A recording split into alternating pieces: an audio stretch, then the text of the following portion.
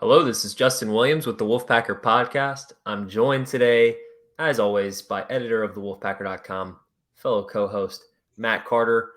He has filled in for me the past two episodes of the Wolfpacker Podcast, doing a nice job, may I say. No, It's really I don't want to do it, man. it's starting to roll off the tongue a little bit more naturally Not at all. as you get some more reps. I was listening to some of the ad reads, and full disclosure, we don't have a printed script or anything. It's just kind of a routine at this point. The reminders for the loyal listeners and viewers at home. And I guess that's a good segue into doing exactly that. Please remember to subscribe, rate, and review wherever you listen to podcasts, Apple, Spotify, Google Play. We're also on YouTube, where you should subscribe to our YouTube channel, give this video a thumbs up, and drop a comment while you're at it. Head over to thewolfpacker.com. Take advantage of a special deal. For just $10, you can get premium subscription to thewolfpacker.com as part of the On3 network through the beginning of next college football season. So that's going to take you through the end of August 2023. A lot of great premium content coming your way. Just getting kicked off with basketball season. We're wrapping up football season here, which is going to be the main topic of this podcast. There's going to be a lot in the world of recruiting. We've got spring sports, all kinds of good stuff in the interim. So take advantage of that deal for just $10. We've got the holidays coming up. We're recording this podcast the Wednesday before Thanksgiving. Black Friday's coming up, Cyber Monday's coming up. This is our deal. This is our Black Friday deal. So go over to thewolfpacker.com, take advantage of that deal. $10 takes you through the beginning of next college football season. Great stocking stuffer for the Wolfpack fan in your life. Last but not least, head over to the rogueshop.com. That's ROGUE shop.com, rogueshop.com. Speaking of stocking stuffers, you can get some great premium CBD and Delta 8 products for yourself or your loved ones. Whichever. It's the holiday season, all about giving right now. So some great natural products to help you out if you ever suffer from any type of anxiety and stress, trouble sleeping at night, chronic pain, inflammation. These are some great products to help with some of those things in a natural way. They've got great stuff. They've got cannabis itself. They've got cartridges. They've got oils, tinctures, edibles, lotions, all kinds of great products. So head over to rogueshop.com. Husband and wife owned business, small business. And the husband is a disabled veteran that was turned on to some of these products because he suffered from chronic pain and anxiety, some stress, trouble sleeping at night, and was so enlightened by these natural products that he wanted to create the business and share it with you. So head over to rogueshop.com. Is the holiday season, so there's your to-do list. Wolfpacker.com, take advantage of the special deal, and head over to rogueshop.com. Proud supporters of the Wolfpacker Podcast. All right, Matt, this is a football-centric podcast. Basketball fresh on the mind since NC State just played Kansas this morning in the battle for Atlantis. We may have time to get to that at the end, or we may just save it for the end of that tournament. We'll see how well this podcast flows here. But UNC week, I don't have to explain the motivation this week or the reason to watch this week. Doesn't matter what the records are. Either way, you want to see the guys in the red and white beat the guys in the light blue in Chapel Hill. And we'll get into the preview of that game. I missed the post-game reflections from this past weekend, NC State at Louisville. Shout out to Ethan McDowell for stepping in, and Matt Carter, as I said earlier in the podcast, filling in as the host. Well done. I listened to you gentlemen earlier this week. Schedules didn't match up again. I might start getting some hate mail, Matt, because I feel like I've missed the last two post-game reflections podcasts, and it seems to be coincidental. What's that? We just skipped Boston College entirely. I'll say that was I kind of placed a little blame on you there because you were the one that made the executive decision to say, hey, maybe we'll just save it. But you were playing a golf tournament. I didn't want to ruin your fun. I certainly wasn't going to let NC State football ruin the fun. Yeah. So, but anyways, we're here. Was able to catch up on the NC State Louisville game. Glad I did not watch it live, to be honest. Watched the condensed game, had other responsibilities to tend to on Saturday, but seemed like there was a lot of ugly football, Matt. Any new developments? I mean, it seemed like the core takeaway that you and Ethan shared in the Post-Game Reflections podcast was basically that was kind of to be expected based on how many injuries this NC State team had suffered, and considering the context going into the game. Looks like the defense held on as long as it could, did everything you could possibly ask it to do. The offense pretty much lived up to expectations, and that's kind of what happens when you're down to your fourth string quarterback, or going to Ben Finley, who was the fourth string quarterback going into the season at the beginning of the year. So kind of the same thoughts on the game as you had on Sunday. Yeah, from talking to people this week, probably didn't have an appreciation for the weather, and probably should mention that a little bit. I didn't, it looked cold. It looked miserable. But from talking to some veteran reporters who were at the game and talking to some other people who were at the game, it's about as cold as a football game as you're going to get. And it's kind of surprising, but, you're thinking Louisville, Kentucky, that's a little bit north, right? But it's not exactly in Chicago or in the Rocky Mountains or Minnesota or something like that. But, from what I gather with the wind in particular, it was a pretty persistent wind that was, in the double-digit miles per hour. Temperatures were in the 30s. It really was a miserably cold day, and it made you appreciate maybe why they might both teams, I thought, looked a step slow, and you appreciate why that was the case. And I guess knowing that in hindsight, Dave Doeren said Monday he would have gone for it again on 4th and 1. It really was 4th and inches at their own 45-yard line, down 16-10. And I totally get it. I'm just 50-50 about it. I'm not criticizing the decision to go for it, but you did have the wind to your back. And you're at your own 45-yard line, and Caden Noonkester has been punting pretty well since he's been elevated to the starting role.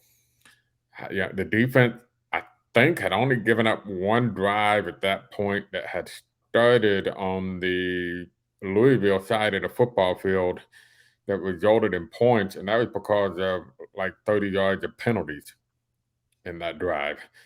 So I would have had faith in the defense.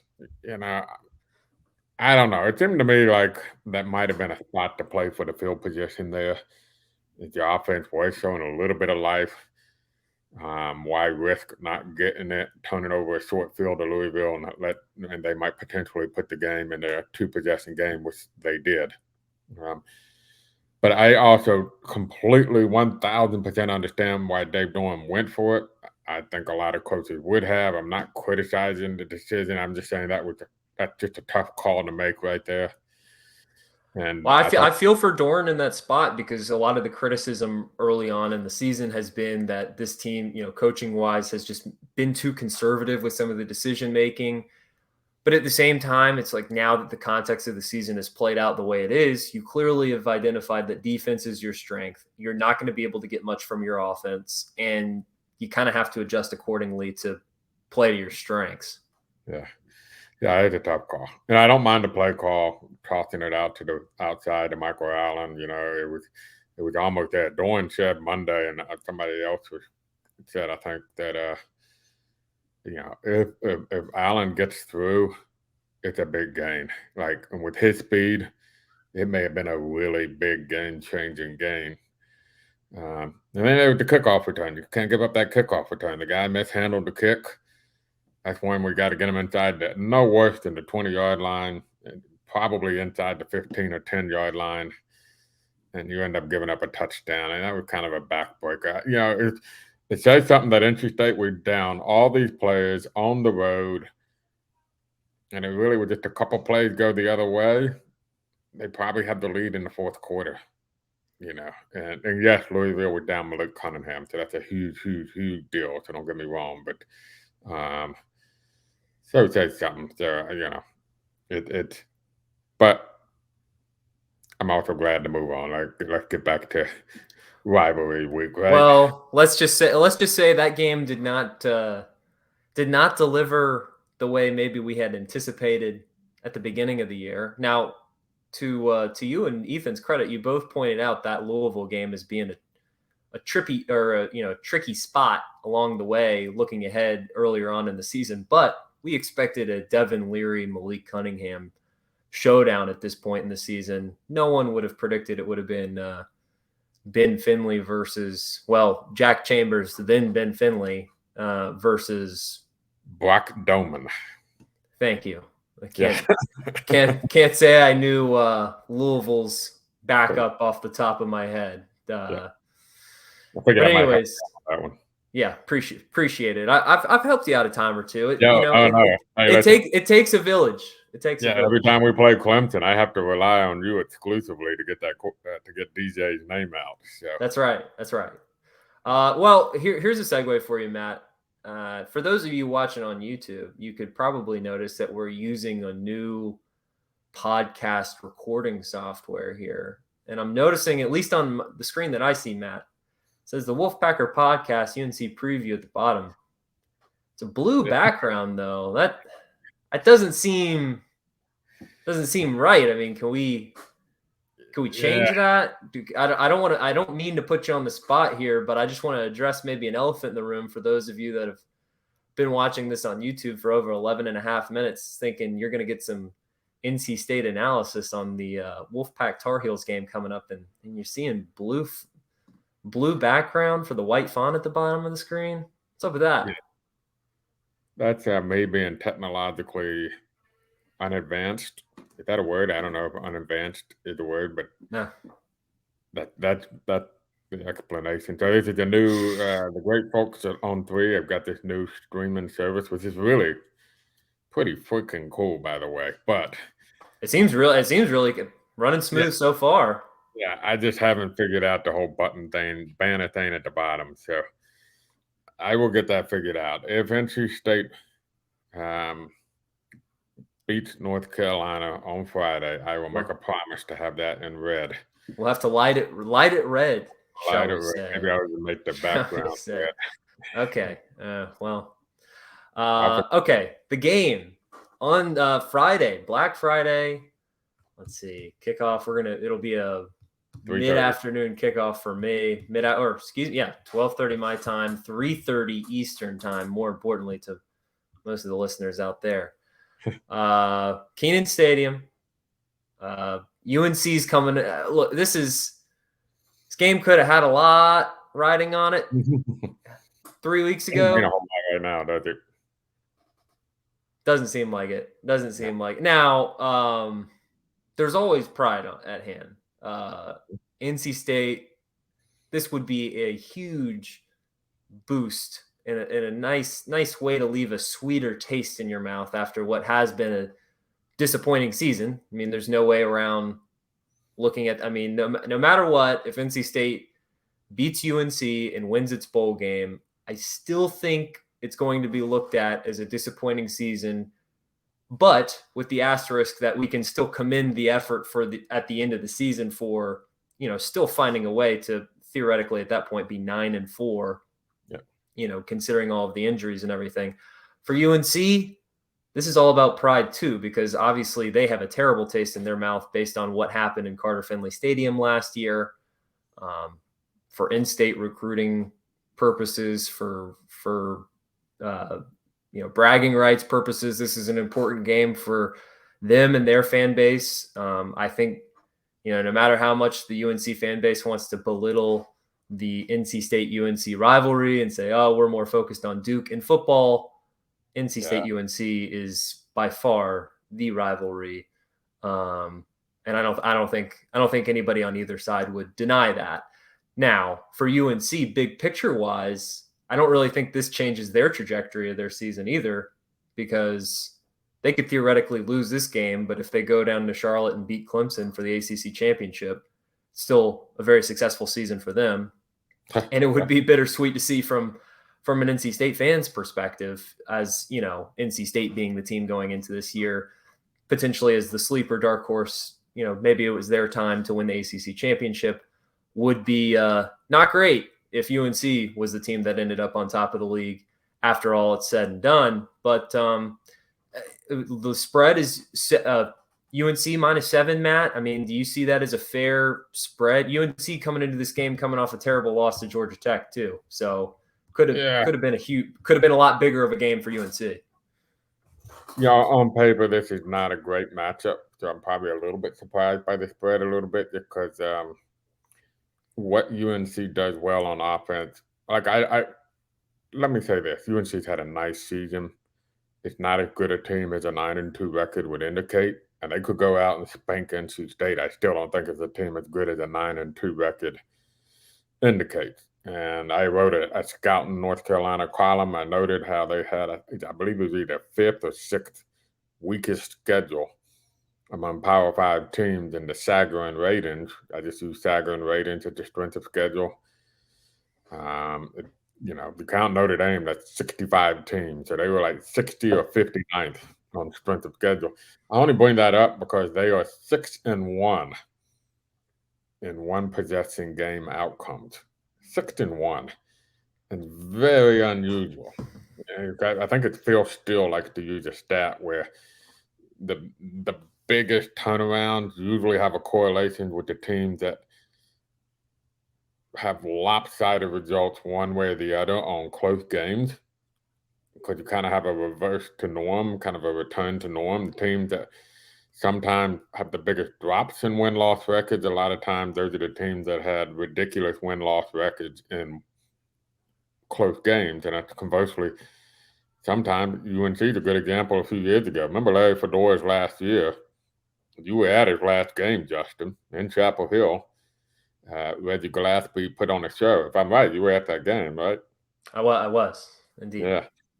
That was a UNC team that had an awful record in close games. And the next year they had a winning record. I think they went from 3-8 to 7-6. Mac Brown's first year. And a lot of that could have just simply been a back to the law of averages on close games. Just by average, you should win about half the close games. You should lose about half the close games. So this is a UNC team that has done exceedingly well in close games against a weak schedule. And they do give up a lot of yards on defense. They don't pressure the quarterback. They don't get a lot of tackles for loss. They don't run the football particularly well. They're terrible at protecting the quarterback. But they do one thing, and they do it at an elite level well, and that is throw the football.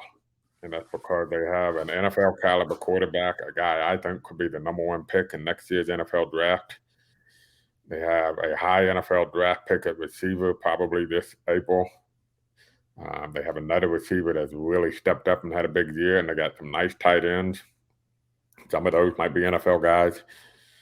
And if you looked at the offenses that have moved the football against NC State, they tend to, A, have a mobile quarterback, which Drake May is, and he leads UNC in rushing. And B, they tend to throw the football. Wake Forest had almost 400 yards throwing. How did BC beat NC State? Throwing the football. They ran for 0 yards in that game. How was Virginia Tech a close game? The dude hit an 85-yard touchdown pass on NC State. So that's why it's a tough. And I only bring that up because that means you can't rely on the defense probably holding UNC down to 10 points or some number like that. I mean, so they're probably going to get to the 20s. And where could NC State possibly get? They've only scored 30 points once all season against a Power 5 team. And heck, you can throw East Carolina in there. Their offense only accounted for 14 points against ECU. So, and that why it seemed like a tough matchup on paper to me. I was a little surprised at 6.5, 7 points. But I think part of that is a reflection of Vegas hasn't really had a whole lot of respect for North Carolina this year. I think they think North Carolina is kind of a product of, by and large, they've been very healthy this year. The chips have fallen their way. The breaks have gone their way. They played a weak schedule. They play in a terrible division. Yeah. Yeah, the late flags have gone their way. The balls have bounced their way until Georgia Tech. Georgia Tech was probably the first time where it did not bounce their way, and they were due for that. But I also think Georgia Tech did give a blueprint for how to potentially contain the offense a little bit with a little bit of luck on the side. Well, I think a lot of it's going to depend on how fired up this UNC team comes out. Are they going to come out a little bit flat coming off a discouraging loss like that? I don't think NC State came out flat against Louisville, especially not on the defensive end, but I don't think it helped that NC State went into that game without, it didn't feel like there was a lot of weight into that game. It didn't feel like, what's that? I was going to say, remember how last week played out? And I think probably didn't get enough credit to that too. We probably should have mentioned that. They play Boston College. They played a terrible game. They lose it. The reality is it should have been a win. And the fact that Dave Dorn used the expression probably 3 or 4 times, we were robbed on that pass interference flag, and there was no statement from the ACC that he was fined or punished for any of that, leads me to believe the ACC probably told Dave Dorn, you were robbed. Sorry about that. You were robbed. And if that flag's not thrown, NC State wins the game. And then you go on Monday and Tuesday, whatever, and one of the former players is arrested for stalking and threatening Dave Dorn. So you have a heartbreaking loss, and then you have your head coaches being threatened by a former player on top of what just happened at Virginia. Mm-hmm. With the tragic shootings at Virginia, who, by the way, one of the young men who tragically passed away, Devin Chandler, played at Huff High School near Charlotte and has teammates that are on the NC State roster that he played with. So you have that. Then you're going on the road, and you got all these guys getting hurt. Peyton Wilson gets hurt late in the week. And so you're short-handed, and you're going out there, and you're freezing your butt off. Tanner Ingle says, I can't feel my toes after the game. Yeah, it might be, and there's probably 100 people in the stands. It didn't look like it was exactly a hostile environment. Kind of hard to be emotionally up for that game when you think about it. Yeah, what you can't, you're not going in that game saying, guys, if we win this, we still got an opportunity to go to the so-and-so bowl. There's no. Now this week's different. I feel like you don't have to sell the team on being fired up to play Carolina, and the reverse is probably true in Chapel Hill. I'm sure all Mac Brown has to do is play the tape of the last 2 minutes at Carter Finley Stadium. So I would expect both squads to be fired up, and I'm cautiously optimistic that maybe this game will deliver a little bit more than I think expectations are going into it. It's just I think it just seems flat on both ends. UNC could have been going into this game with a very slim chance, but nonetheless a chance to potentially win 2 games and sneak into a college football playoff if they had just taken care of business against Georgia Tech. That's certainly out of the equation now for them, and same with. I think I don't have to explain the situation to NC State fans. So, and it seems a little bit like Groundhog Day, Matt, because it's like 2020 all over again. We're going into a game at UNC thinking just figuring out if Ben Finley is going to start this football game at quarterback. The depth chart has MJ Morris. We heard from Ben Finley this week in midweek availability, Matt. Any thoughts? I would read the tea leaves there. Look, I think there's some gamesmanship going on, but I'd be surprised if it's not Ben Finley. And one thing I love about Ben Finley, he's a very chill guy. He's really a lot different from Ryan Finley in personality. He jokes with the media, very lighthearted, takes himself lightly. But he said once, when he went in there, he just kind of he used the words, I just let it fly. Let it fly is what he said. He said, I didn't want to overthink it. I just wanted to simplify it. And that's probably why you saw, I don't know if the condensed game showed it, Justin, but he got away with about 4 or 5 passes that could have been intercepted. Well, you can start with the touchdown pass to Michael Allen. Yeah, exactly. He got away. I don't know how that, it was either a pick 6 or a touchdown. Yeah. And so that's kind of his mentality. He's going to go for it, and he's going to let his receiver go. But this is a defense where you might be able to do that against, by the way, because they're not very good defensively. Point blank, they're not. So I think it'll be Ben Finley. How well he protects the football will be important. You know, it is going to rain Friday, but it looks more and more like that rain will be moving out before game time. So that should not be a big factor in this game. But yeah, I want to do two games real quick to give an example of why you never know what can happen in this rivalry. The year 1999. I don't think Justin Williams has been thought of yet. Have you? I was born. I was definitely born. Was not paying attention to the NC State game because I was 2 years old. Okay. All right. NC State was 6-4. I was a sophomore in college at NC State. God almighty. And UNC was 1-9. Yeah, 1-9 going the game. And Carolina had a rash of injuries at quarterback. And they had no choice but to play Antoine Black, a high school quarterback, because he's the best athlete on that high school team, but he starts at safety for UNC and never once played any quarterback while he was at UNC until this game. And Carolina won 10-6 in Charlotte when Chris Coleman got stopped a half yard short of the goal line on a slant pass to end the game. So there's one example. And then for the NC State side, more pleasantly, 10 years later, 2009, 4-7 NC State team that just found out Dana Bible has cancer. That weekend before, it had been a miserable year with injuries. It started with Nate Irvin being in a car wreck during the offseason and nearly losing his life and being out for the year. And then, they go to that UNC game. North Carolina is ranked, etc. And a sophomore quarterback named Russell Wilson and the Wolfpack pulled out a big win over North Carolina in Carter Finley Stadium. So, look, just because there have been multiple times where just because you chips it down, that doesn't mean in this rivalry you don't. Just look at last year. I mean, just look at last year. State had no business winning that game. Yeah. And that would have been an example of where UNC, I mean, going into it, you would have thought NC State was in a good position. UNC been very disappointing that year. And yep.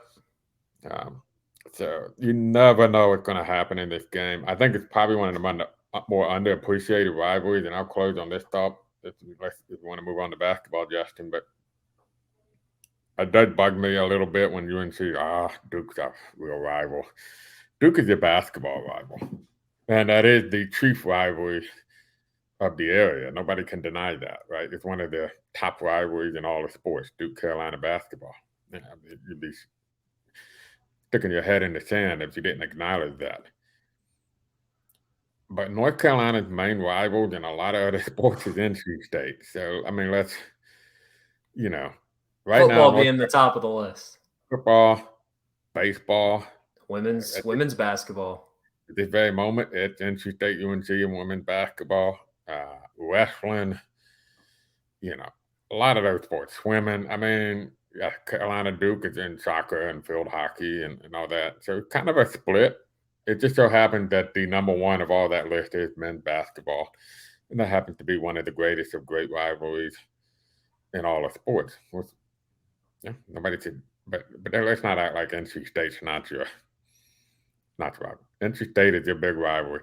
Go to the biggest UNC message board and put a game thread, Duke game thread and NC State game thread on a Saturday when both those teams are playing somebody else, and which one will go about 10 pages long and which one will stick on the first page of the thread. Well, my advice for NC State fans, just hold on to your butts. I mean, look, it could be a wild ride to what could be an awesome victory with Ben Finley chucking it, having the game of his life, or it could be kind of like 2020 which was not a good showing. Not a good showing for the Wolfpack. Now, UNC doesn't have Javonte Williams and Michael Carter going to be able to run it for what I think a combined 350 yards in that game, just themselves. And the won't be like that. Yeah, NC State defense is a little better than that defense that was on the field that day.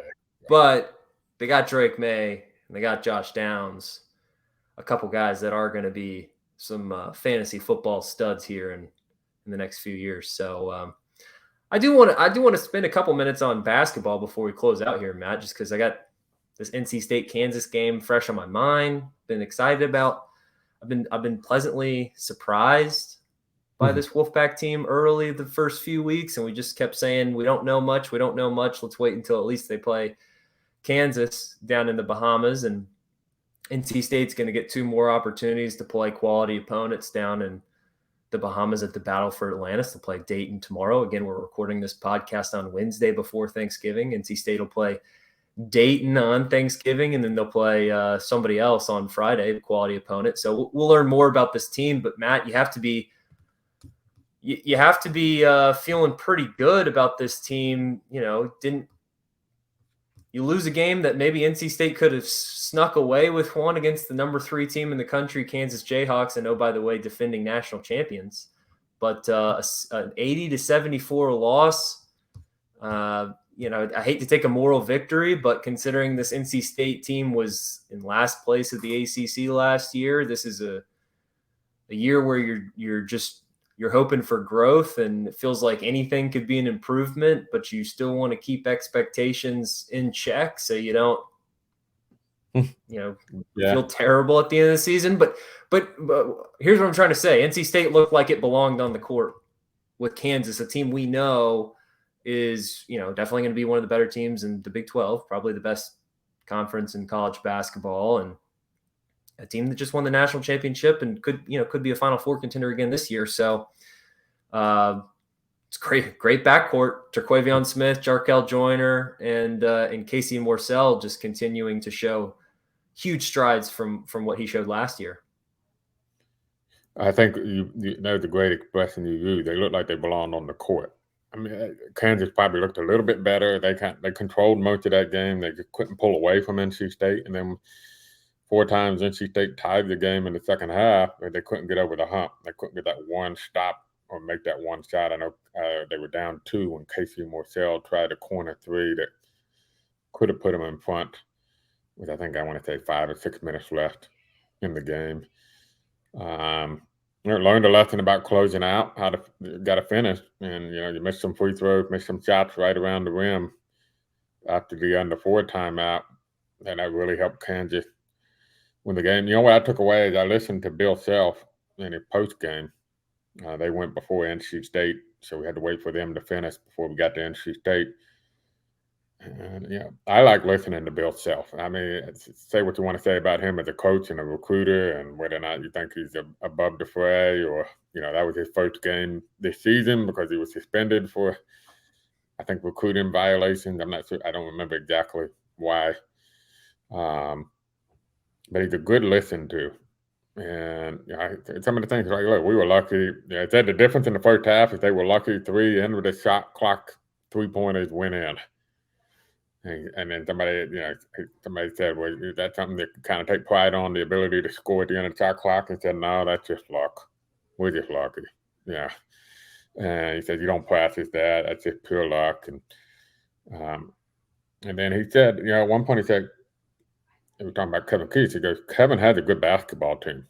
Okay, I don't know exactly about where they all came from, but he said that point guard is a legitimate lead guard anywhere in the country. And that shooting guard is a legitimate scoring guard anywhere in the country. And he said he told his team that will be the quickest backcourt they play this year. He said they will be the quickest backcourt they play this year. So Kansas was uniquely qualified to defend that because they had 2 exceptional defensive guards with length. And I think that bothered NC State a little bit. But the key is it was a great effort. It wasn't clean. Some tough shots were taken. That's just the way NC State is going to be. They're going to take some tough shots. will frustrate you at times, and they're going to get up some easy baskets because they like to press and get out on the ball. But the effort is there, and it's an older team with some talent. If they can just keep that up, that effort up, they're going to win a lot more games than they lose. But the key is they have to keep it up. And then the key is it's just a limited window to win these kind of games this year because the way the schedule's set up and because of the way the ACC has looked early on. So, if you're looking into the podcast before the Dayton game, that's an important game. Dayton's been a little bit, they were preseason ranked, hadn't quite played like a top 25 team yet. It was an ugly game against Wisconsin. I think it was 44-43 or something ugly like that. Oh, terrible game. Yeah.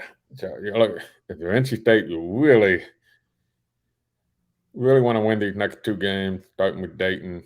And then you're probably getting, I think, Southern Cal, BYU, Tennessee, and Butler on the other side. You got Furman at home. That's a quality opponent. You got Vanderbilt on a neutral court. Yeah. A matchup with Butler could be interesting. Yeah. I'd like to avoid it because I hate that talking, people talking about it. And, what Manny Bates is who we're referring to, former NC State center now at Butler. But, if you can win those two and then win Vanderbilt, Furman, now you got 4 top 100 non-conference wins going into ACC play, and that'll help. But you really need, you got to win at least 3 of those 4, and preferably all 4. So it's important because you've shown, as you said, you've shown the Kansas games you have something to work with here. If you can keep it up and continue to sustain it, stay healthy, that's important. It looks like there's something to work with there. There's talent.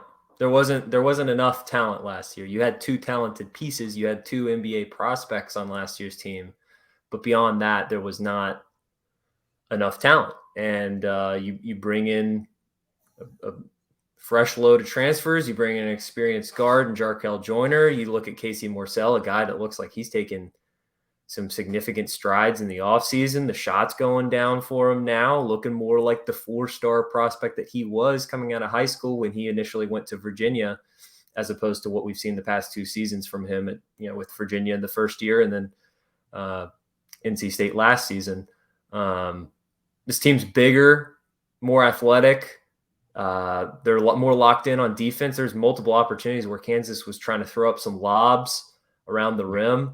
Last year's team would have just gotten smacked by this Kansas team. Last year's team, Kansas would have easily scored 100 points on last year's team. So NC State bothered Kansas when they were trying to run those sets, by the way. Kansas had to make some tough shots, and if they didn't shoot the ball well from 3, NC State would have won this game. And that would have done look, Grady Dick is a great 3-point shooter. He's a great player, not just 3-point shooter. He's a great player. I think any team in the country would love to have him on their team. 6'8", shooting like that. But Kansas is not known as a good 3-point shooting team, and they have some guys make some 3-pointers that typically do not make threes in this game. They came in shooting below 33% on threes as a team this year. In 4 games, everybody not named Grady Dick had combined for 10 3-pointers total. And at one point, they were 8 for 11 shooting threes in the first half. And Grady Dick had 5 of those, but the other guys had stepped up and made 3 already in the first half. So it was an uncharacteristic shooting performance. And I know some people say, well, they shouldn't be giving up those threes. I thought some of them were just tough shots. Yeah, a couple open, but a couple that were contested. And late in the shot clock. Like 3 seconds on the shot clock. He inbounded it, turned, and shot like a 35-footer, and it went in. What do you do? So you wanted him to shoot that shot. Yeah, and there was a little. There was a couple. I'm not gonna. The game was not decided by the referees, but Kansas certainly had the advantage at the free throw line. I thought NC State was a little bit more aggressive going to the rim. When Terquavion Smith committed on going to the rim, look how easily he got to the free throw line. He's a pretty good free throw shooter too. So I think there was a couple stretches he'd like to have back too. I would say real quick, that technical foul on Kevin Keith was probably ill-timed. I think that's probably one Kevin would wish he had back, because that was a 2-point game. They get a layup to make it a 4-point game. You get the ball, and then you just gave them 2. I mean, with Grady Dick going to the free throw line, you just gave them 2 points. And in a 4-point game, that's one where you really can't risk getting a technical foul. So, you have to be fair. We didn't get a replay. I thought there was some pretty poor work by ESPN, quite frankly, on the cameras and the replays and the lack thereof. And they may have just not had, it's a small ballroom, so they may not just had angles, but would have loved to seen if that Kansas guy was out of bounds when he saved that ball inbounds. But that's one where you can't. And it may have been a super quick whistle on the official. It seemed like it to give him that technical foul, but that was kind of a costly technical foul at that point in the game. Kevin seemed fired up. He seems like he's coaching maybe with a little bit of chip on his shoulder. So excited to see more from this team. I think we'll have a more enjoyable viewing experience at the very least this year. I can assure you that. So anyways, that's going to wrap up this podcast. We'll have more over the weekend. There's going to be more Wolfpack basketball. Of course, we've got NC State UNC football on Friday. We'll have a post-game reflections podcast for you, and then we'll figure out where NC State's going to go bowling, because this team is going to go bowling. So yeah, we got a couple more games left for the Wolfpack football to close out the 2022 season. Some reminders before you tune out: subscribe, rate, and review wherever you're listening to this podcast, Apple, Spotify, Google Play. You can also watch us on YouTube. Subscribe to our YouTube channel. Give this video a thumbs up. Drop a comment while you're at it. You can follow us on social media at the Wolfpackers, the main account on Twitter. You can also give me a follow at Justin H. Will on Twitter. NC State Wolfpack on the Wolfpacker.com. Give us a like on Facebook. Head over to rogueshop.com. That's ROGUE shop.com. Rogueshop.com for your premium cannabis, CBD, and Delta 8 needs. They've got cannabis itself. They've got oils. They've got cartridges. They've got tinctures. They've got edibles, lotions, all kinds of great stuff. Natural products to help you with some of your stress and anxiety, sleep deprivation, chronic pain, inflammation, all stuff that CBD and Delta 8 can help you out with. Founded by a husband and wife. The husband is a disabled veteran that dealt with some of these problems and was turned on to these natural products that helped his life for the better, so much so that he wanted to share it with the good people that listen to this podcast. So proud sponsors of the Wolfpacker podcast. You can support us by supporting them. So head over to rogueshop.com. That's ROGUE shop.com. Got holidays coming up, so make great gifts. And another great gift, head over to the Wolfpacker.com. Take advantage of a special deal for just $10. You can get premium subscription to the Wolfpacker.com as part of the On3 network for just $10.